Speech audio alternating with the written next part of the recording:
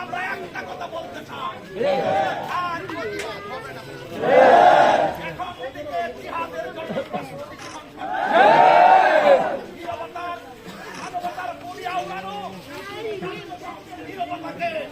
আমি ধিক্কার জানাই। বিশ্বে মানবাধিকার প্রতিষ্ঠার কথা বলে, যখন ইহুদি কর্তৃক মুসলমানদেরকে হত্যা করা হয় তখন তারা মুখোশধারী নীরবতা পালন করে।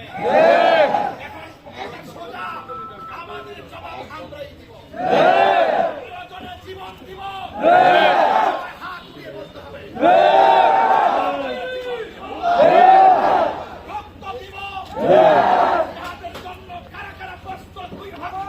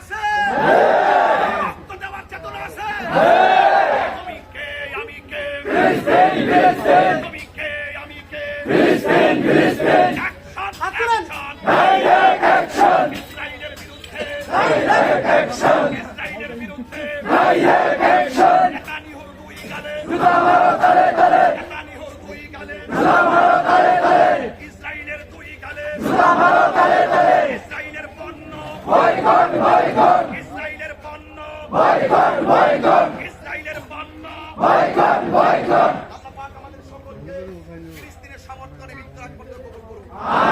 আল্লাহুম্মা আমিন। আমাদের সবাইকে আপনি কবুল করেন।